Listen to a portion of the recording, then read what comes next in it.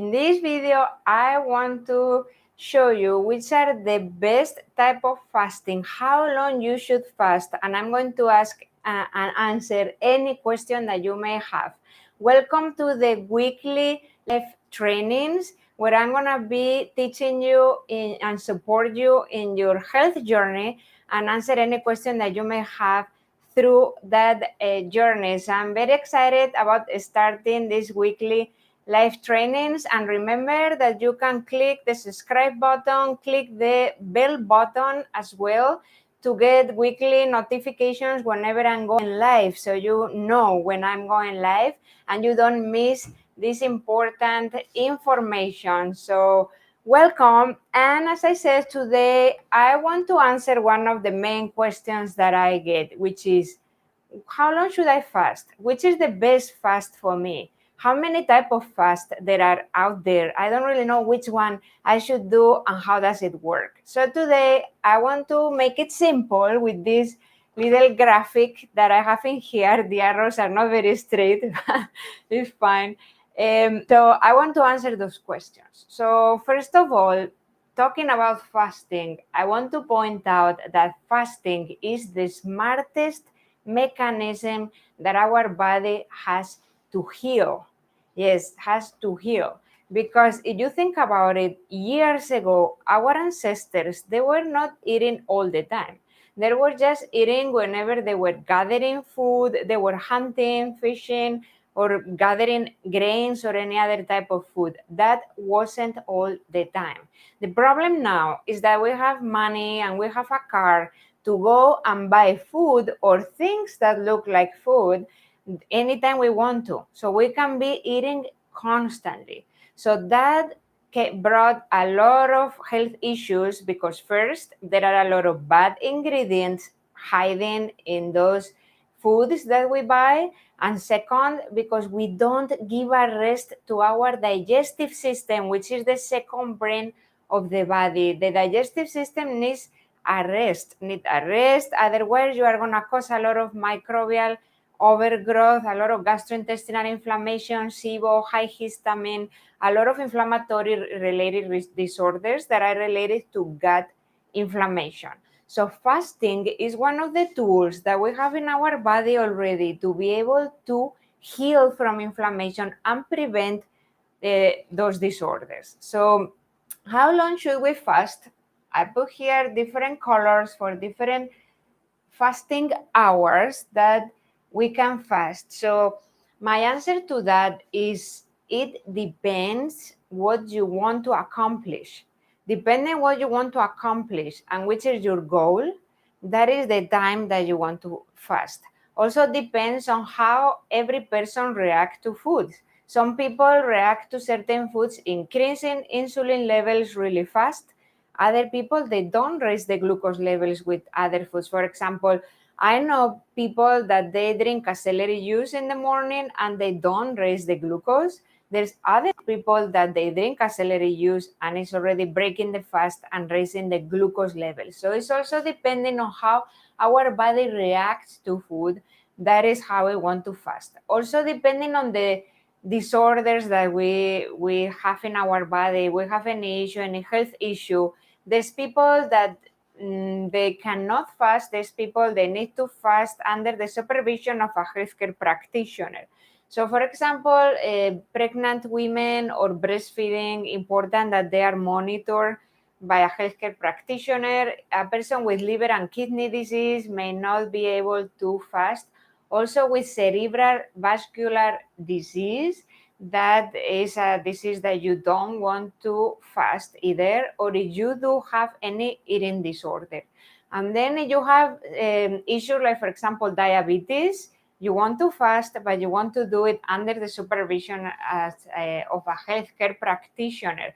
And the time that you are going to fast is going to depend of what you go through and how you behave to certain foods. So that is important to state it there. But otherwise, if we don't have any health issue and we want to try fasting, this is a really good chart that gives you an idea of what is happening depending on the time that we are fasting. So it depends on what you want to accomplish. So let's start with less than 12 hours. I always say less than 12 hours is not fasting. It's not fasting. So when the doctor tells you you need to do your blood work fasting, that means that you at least need to live 10 to 12 hours. From there, you can even go longer with the fast. So less than 10, 12 hours is also raising the inability to lose weight, because if you eat every 2 hours all the way to 10 to 12 hours, you are gonna keep gaining weight. But if you live 10, 12 or more hours, then you are gonna start burning fat. So if your goal is losing weight, at least the minimum amount is 12 hours without eating. And I do recommend to do it from the last meal the day before to the first meal the day after. Why I do like it like that, the fast, is because we give a rest to the digestive system. And not just the digestive system, the liver. We have a circadian cycle. The circadian cycle means that organs work at different times of the day. Neurotransmitters and hormones are released at different times of the day. The liver works between 1 a.m. and 3 a.m. at night. So eating too late, eating heavy dinners, those are reasons for overwhelming your liver.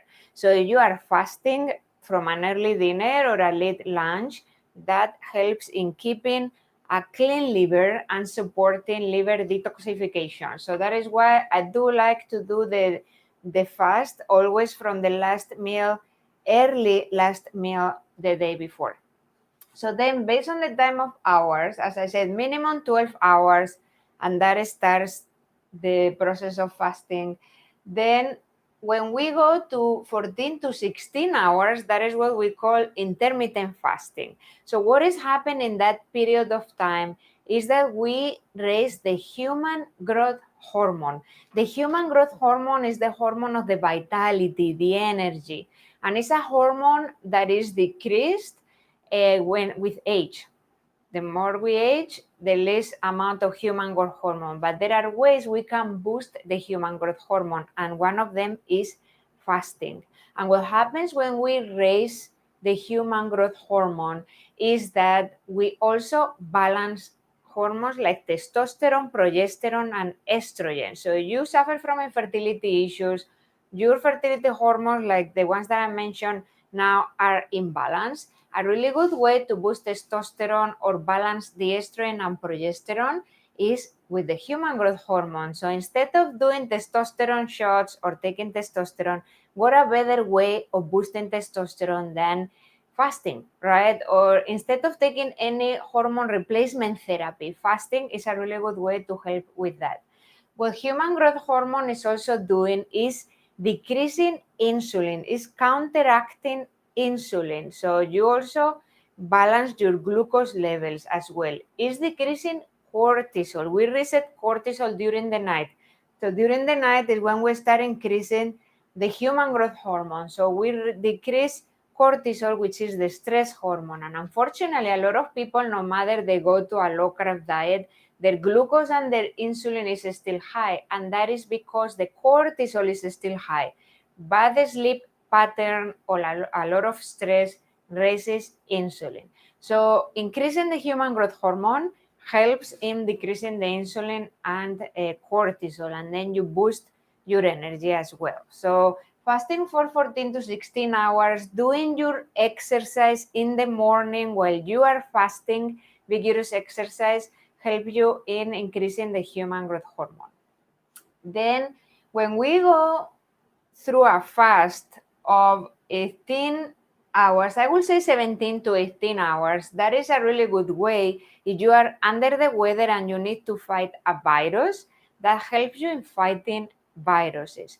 So the difference between fighting virus or bacteria, you can see the bacteria can go to longer than 24 hours, is that the type of white blood cells that we have in our body to fight an infection are different if they are fighting a bacterial infection or a viral infection. So it has been shown that the white blood cells that fight a virus, they don't thrive very well when we go in a very long fast. So if you go through a viral infection, you want to fast max for 17 hours, I would say. But if you go through a bacterial infection, you can go even for 24 or 36 hours fast, and that boosts the white blood cells to fight bacteria. Also, fasting for 18 to 20 or 24 hours, what is activating is autophagy. Autophagy is the smartest mechanism that our body has to detoxify. So we have cells in our body that are capturing all the toxins, virus, bacteria that are around our body. They internalize those toxins and digest the toxins, and what they're doing is transforming those toxins into proteins in molecules that our body can use, for example, for tissue regeneration. So then those proteins are released out, and then the body is using them to regenerate tissue, like any tissue in your body, muscle, heart, liver, any tissue. So autophagy are really, really good detoxification and recycling tissue regeneration mechanism. So that is activated when we fast for from 18 to 20 hours or even 24 hours. Also, when we are fasting up to 24 hours, there are some scientific studies showing that that is able to boost immunity, because the mechanism is not well known, but the B cells and T cells that are circulating around to fight anything that is happening, it has been shown that fasting for 24 hours, they go back to the bone marrow, they get reboost, and then they get out even stronger than they were before. So that can go even for 24 hours. Then when we go for 36 or even longer fast, 72 hours fast, what we are doing is inducing the production of stem cells. And stem cells are naive cells, cells that we generate in our body to generate any other kind of tissue, any other type of cell. It's going to be differentiated in other different type of cell. So when we fast for more than 36 hours, we are boosting the production of stem cells, we regenerate tissue, we boost immunity. Also, after 72 hours is a moment when we start burning that deep fat that we had in our adipose tissue for a very long time, years, for a very long time. So when we go for even 72 hours, you're going to start burning that stubborn fat that is very hard to get rid of. Also, the longer we fast, there are some studies showing that that is able to decrease inflammation and related disorders and even pain. Like if you suffer from fibromyalgia or any other condition that you go through and you have a lot of pain, going through 36 or 72 hours has been shown to decrease pain. So decrease pain, decrease inflammation, stem cells production. So then the time that you want to fast depends on what you want to accomplish. As I said, you want to decrease pain, you have an autoimmune condition, you have cancer, you have obesity, you want to just fight a viral or a bacterial infection, you want to increase detoxification in your body. So depending on what you want to, that is what you go through. Now, I got some questions already in by email, and I'm going to answer your questions because there are different ways that we can put all of this together. Okay, the week has 7 days, and we can put all of this together in a different way. Today, I'm not gonna go specifically for women or men, but definitely you also need to pay attention how you react to fasting and different type of fasting depending if you are a woman or a man, because hormones are different. For men, the hormones are the same every single day. They are just oscillating from morning to night. However, for women, they change through the day, they change through the week, and we have a menstrual cycle. So every single day, every single week is different for a woman. So the type of fasting that we do is also different. And usually what I have seen is that women that still have their menstrual cycle, the first couple of days prior to, or the first day of your period, you want to introduce a little bit of carb, healthy carb, like for example, sweet potato or pumpkin or squash, and that helps you with the hormones, with the estrogen and the progesterone balance. And actually is when our body is craving usually for sweet or more carbohydrates. Just try to give the good carbohydrate to your body whenever you are introducing those carbs the 2 days prior your period or the first 2 days of your period. And I don't recommend to do intermittent fasting or fasting the first day or 2 days of your period. Just do your regular days with your 3 meals a day with no fasting, just a minimum of 12 hours. That would be okay. So I will go more deeply into how to do it based on women or men in another training, but definitely the way women have to fast is completely different as men, because we go through a lot of changes. And as I said, it's also depending if you have any health concern. So how we are gonna put this together in different type of fast. So one person, for example, asked, what is ADF? Can you explain what is ADF and 331? So ADF is alternate day fasting, and that is a type of fasting that means alternate day fasting means you fast one day and the day after you don't fast. You just eat as much as you want to.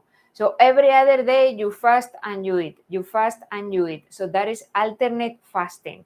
So what I think about this type of fasting is that you have to be really careful. You have to be a person that reaches metabolic flexibility. What does it mean? When you shift your body to burn fat as an energy source and not carbohydrates, then and you are fasting, fasting helps in the process of shifting your body to burn fat. When you have a carb cycling day, you introduce carbs, you may be out of ketosis. But then because you have been doing fasting or your body has been burning fat as an energy source for a while, then quickly you are going to be able to go back to burn fat after that carb day. That is what is called metabolic flexibility. It's going to be much faster than the first time that you try to shift your body to ketosis. However, if you are constantly alternating between fasting and non-fasting, and then the day that you don't fast, you put carbohydrates, it may be difficult to go back to ketosis. So it's why measuring your glucose and your ketones is the key.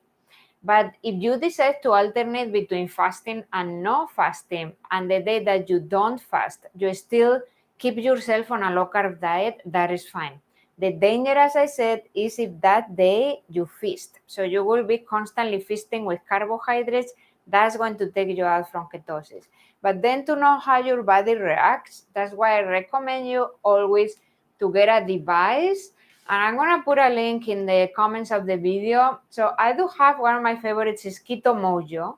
And you can read both. You can read ketones and you can read glucose. And this is the most accurate way to do it because you do it in blood.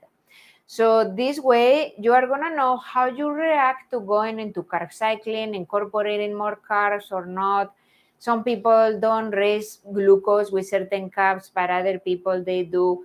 You are going to be able to see if you reach metabolic flexibility and you are able to go back to ketosis fast. So measuring your ketones and your glucose is the best way, mostly glucose. So it's just a little pick in your finger. It's not painful. I was a little bit scared the first time I was going to try it, but really you don't really feel anything. But so alternate fasting, I don't recommend to do it with constantly alternating with carbohydrates. But if you are on a low carb diet, you can definitely do fasting, no fasting, fasting, no fasting, but on a low carb diet. And that is not going to take you out from ketosis. So that is one type of fasting. Then Other type of fasting is, for example, there's people that they don't fast the most of the days. They just do a minimum of 12 hours.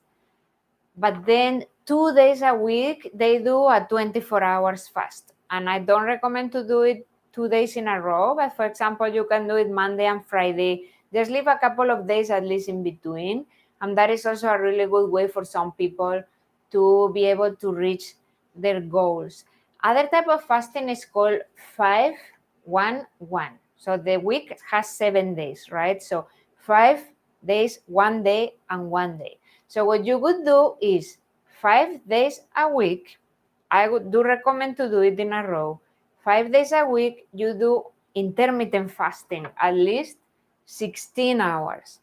And then you are going to do 1 day a longer fast. You can do for a 24 hours fast. And then you do 1 day no fasting, and the day that you are not fasting, you are also feasting, which means you are cheating, you are putting your carbohydrates.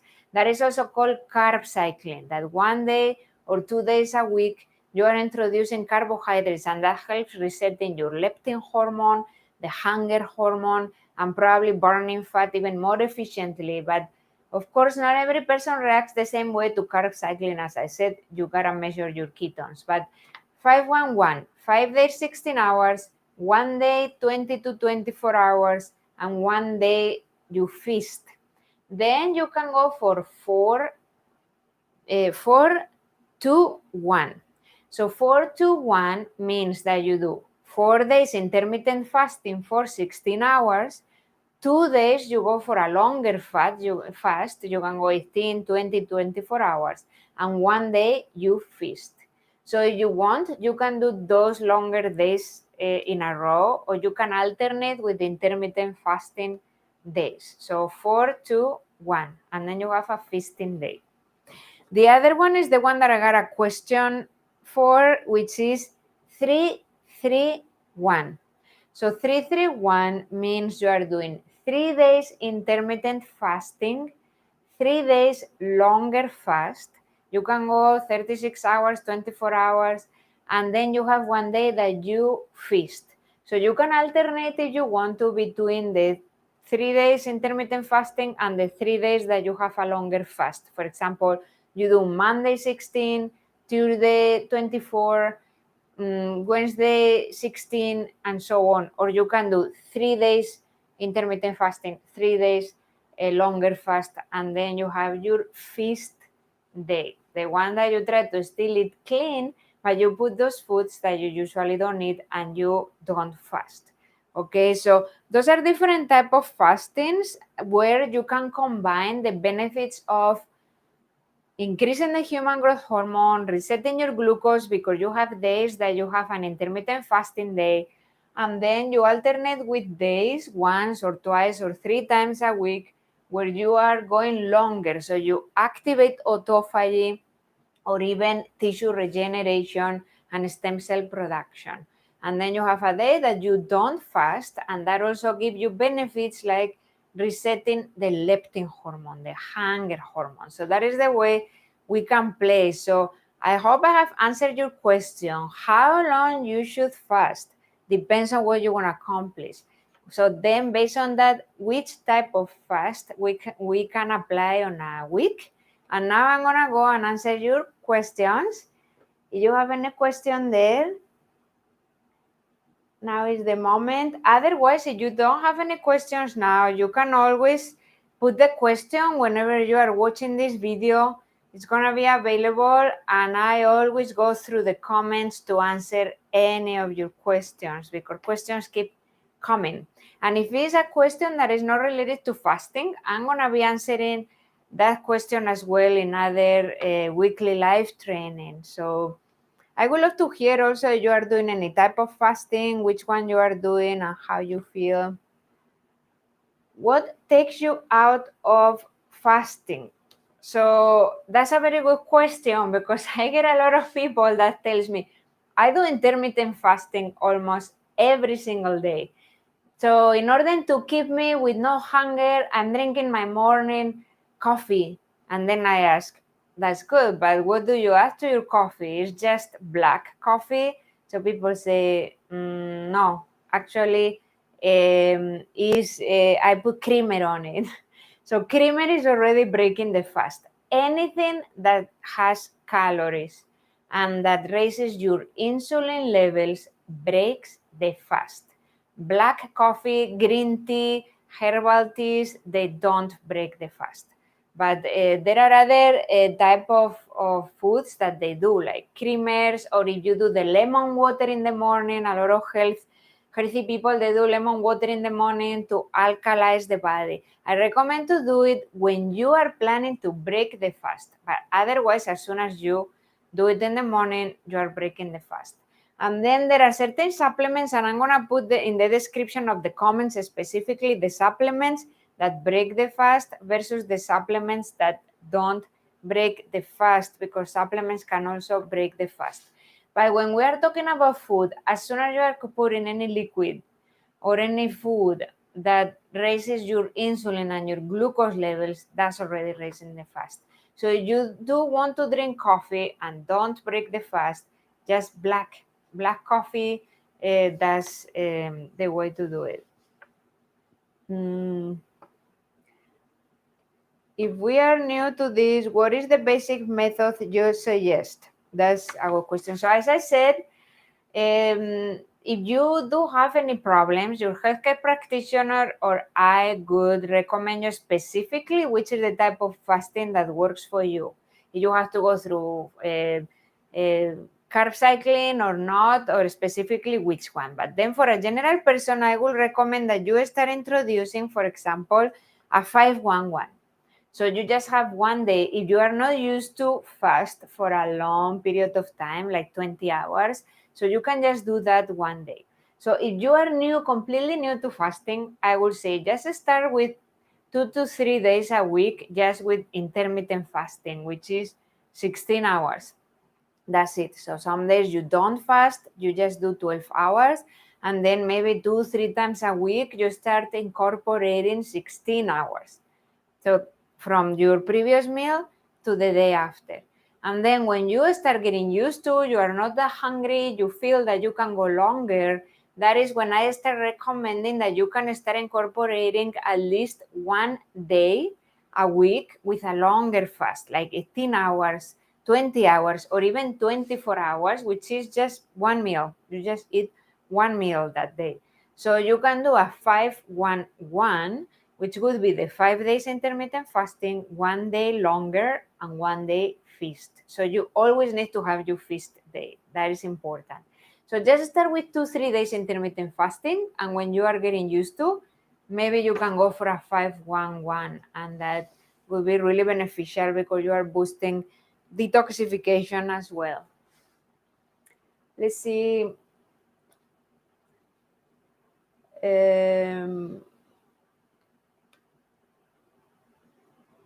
Yes, so take 25 minutes before your first meal. Yeah, if you want to take your supplements, so let's say that you want to break the fast at 12 p.m.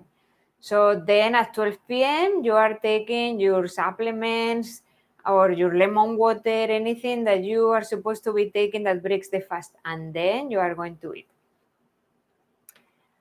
Okay, I try to plan my day, but I always get hungry when I think I need to fast. This is all mindfulness. It's like everything, like when we have to start eating healthier and chewing more and eating slowly, and then we have to start fasting. So that is all habits. This is all just creating habits. So what I do recommend is that don't jump right away on a low carb diet and fasting from the very first day. If you are a person that is not on a low carb diet, it's gonna be really difficult for you to start doing this kind of long fastings because you are gonna end up with hypoglycemia. Your body is used to burning sugar as an energy source, so you cannot go fasting for more than 2 hours, 3 hours. The body asks for sugar. So that is why, I do recommend that you first try to adapt your body to burn fat. And then after, just try to start doing 2-3 times a day intermittent fasting. And then what you have to do is drink a lot of water. Drink a lot of water, because sometimes it's not about hunger, it's about being thirsty. You need to drink extra water whenever you are fasting, so that also eliminates some hunger as well. And try to do it also on days that you feel you are busy, like you are working, like you are doing something, so that keeps you busy, and then you don't think that much about food. And do it also like the way I feel works best for me is if I have a late lunch and then I fast all the way to an earlier lunch or late breakfast. For me, it works better, because if I try to fast all the way to 1 or 2 p.m., sometimes my morning seems really long until I have to eat. So it's why, depending on how your body feels best, so that's how you play as well. Apple cider vinegar breaks the fast. Yes, break the fast. What happens if you are doing intermittent fasting for 16 hours a day but getting energy crashes in early afternoon? Is this related to intermittent fasting? It shouldn't be like that, because you are raising your human growth hormone, and the human growth hormone is the one that is also boosting energy. Now, if you are a person that is adapted to burn sugar instead of burn fat as an energy source, so your body is asking for carbohydrates every 2 hours. So if you are not putting those carbohydrates, you can end up with a huge energy crash. Also, an energy crash in the afternoon could be related to adrenal fatigue. If you go through a lot of stress, if your adrenals are low, your cortisol is low, your stress hormones are low, you may get energy crashes as well. So it's why it depends on every person why they get the energy crash, but not because you are fasting for 16 hours, you should be getting energy crashes. It's totally the opposite. It's boosting your energy. Can you take, yeah, the apple cider vinegar, as I said, no. Cider vinegar, when you get hungry, I'm keeping a container of pumpkin seeds in my car and I can nibble on that. Yes, you can nibble on that, but actually if you are fasting, as soon as you are gonna eat the pumpkin seeds, you are breaking the fast. So it's why you have to maybe take more water, take herbal teas, that helps you with keeping the fast. If you have candida and you cannot do carb cycling, what would you recommend? This is a very good question. I did suffer from candida overgrowth. I do live on an anti-candida lifestyle because my body tends to get candida overgrowth. So it's a really good question. It's true, your body is more sensitive to carbohydrates than any other person. So you have to be really careful with which kind of carbohydrates and how much of that you are putting. So there's people that cannot put any, so it's why you have to listen to your body. But there's other people like me that, for example, on my carb cycling day, I just can put a little bit of sweet potato. I cannot put a whole plate with rice and sweet potato and pumpkin, like many carbohydrates, but you can pick one, and one is okay. And then if you are doing sweet potato, for example, you don't do half of your plate sweet potato. Maybe you do quarter of your plate, just a little bit like this. That will be your carbohydrate. So that gives you the satisfaction you are eating a clean carbohydrate, and it's not as much to raise your candida unless it's really, really severe. If it's still really severe, you cannot put carbohydrates. And if you want to put any type of carbohydrate, the one that you can definitely put on an anti-candida diet is quinoa, millet, or buckwheat. Those three grains are friendly on an anti-candida lifestyle. So you want to put grains on a carb cycling day. Those three are gluten-free, are higher in protein, lower in carbohydrates, and that is okay. It's candida friendly. Let's see more questions. Can you fast if you have adrenal fatigue? This is also a very good question. Not everybody can do it. It depends on how severe is your adrenal fatigue. I have seen people that can do fasting because whenever they fast, they start helping resetting progesterone and cortisol. When we end up with adrenal fatigue, our cortisol tends to be low, testosterone, DHEA, progesterone. So fasting for some people helps in resetting those hormones by increasing the human growth hormone, so you could help overcoming adrenal fatigue with that, together with a nutritional lifestyle and also certain supplements that are definitely very important to take. However, if you do suffer from chronic fatigue syndrome, like really severe fatigue, you may not be able to fast at the beginning. I've been working with people like that. They cannot really handle the fast. If that causes more stress to your body, if the process of fasting can cause more stress to your body, that can cause more fatigue. If it's due to a viral infection, or anything like that, it's better to target what is causing the fatigue first, and then you can incorporate later on adrenal fatigue. So if it's chronic fatigue syndrome, definitely not. But the adrenal supplements also break the fasting. There are adrenal supplements that break the fast. There are adrenal supplements that don't break the fast. So I'm gonna put in the comment section which supplements are safe and are not safe on an anti-candida, not an anti-candida for breaking the fast. Very good questions, everyone. All right. All right, so remember, you can put more questions in the comments. I will go through. I hope it got clear depending on what you want to accomplish, which is the different, how long you should fast, the different type of fast, how you can put it together on your weekly basis to create a fasting lifestyle, that you want to create a fasting lifestyle. And remember to click the bell button to get the notifications for whenever I go live.